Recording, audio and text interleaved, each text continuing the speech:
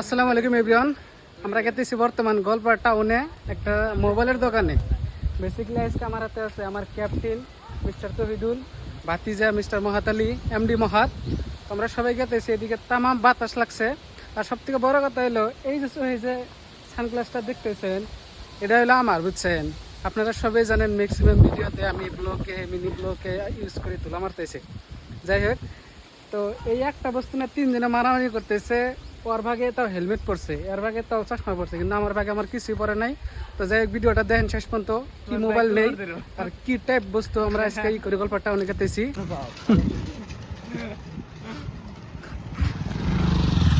তো এই ভদ্রলোক সাইকেল পাইছে, পায়ে দিয়ে দিয়ে গেতেছে, মানে খুবই রাগ করতেছে।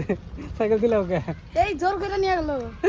ও যে সাইকেল বেঁচে আছে এখন, এ ওর বেইছে জরিমানা নিল। ওই যে সাড়ু, তুমি জানো কি ও যে ও হাসা কথা কইলে ধরা হবে না, মিশা কথা কইলে ধরা হবে না।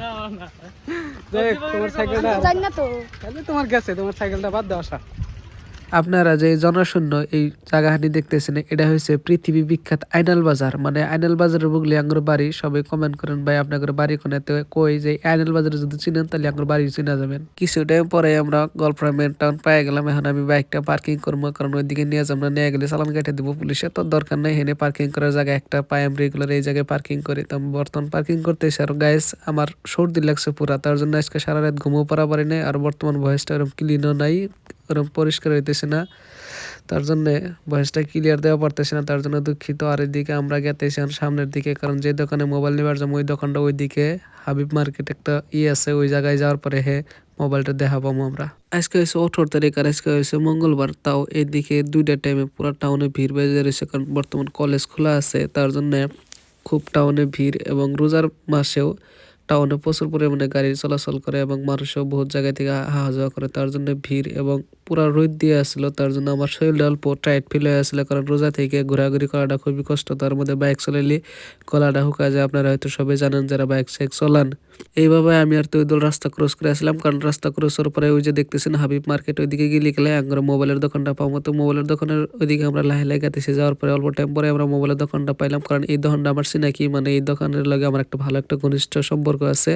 যাওয়ার পরে আমি মহাত্ম হইল, আমরা সবাই মিলে মোবাইল একটার পর দিয়ে আসলাম। কিন্তু কথা হইলো আমার মন মতো মোবাইল একটা পাইনের দিকে হাই দিয়েছে, মানে আগ্র চিনে অল্প আগের থেকে কম বেশি যাই হোক। আর প্রত্যেকজন কন্টেন্ট ক্রিয়েটার এটাই একটা শান্তি, মানুষ রাস্তাঘাটে চিল্লে গেলে হাই হ্যালো কেমন আছেন ভালো মন্দ জিজ্ঞাসা করে, এটাই ভালো লাগে, খুব শান্তি পাওয়া যায়। জানেন কি মনে হয় নিজের আপন মানুষ রাস্তাঘাটে দেখা হইলে গেলা খবর পাতি নেয়, খুবই ভালো লাগে রাস্তাঘাটে এভাবে মানুষ কথা গেলে গেলা।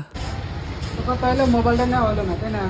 একদম ক্যামেরার কোয়ালিটি খারাপ, আর কথা হলো ব্যাটারি অত পাওয়ার নাই, মানে চার্জ ঠিক না। তো মেইনলি ব্যাকআপ আছে। আমি কথা কইলি ভাই দূর বুঝছা, আসলে মোবাইলটা আমার পছন্দ হয়েছে, অরিজিনালি নিব না বুঝছা। না এটা কোনো কথা না, নিয়ে যাবে না ব্যাকআপের জন্য। এটা যখন সুইচ অফ হবে ওইটাতে অল্প যেন বাই চান্স আমার আইফোনটা অফ হইলো, তখন কোন একটা ইম্পর্টেন্ট জায়গায় গেলাম, লাগবে। এর আগের ভিডিও মানে আমি দেখা দিছি অরিজিনালি ক্যামেরা ভরি হয়, আসলে নিব না, মানে টাকা পয়সা নাই না। যাই হোক, এখন অল্প শপিং করবো, কেনাকাটা করবো ঈদের জন্য ছোট মোটো।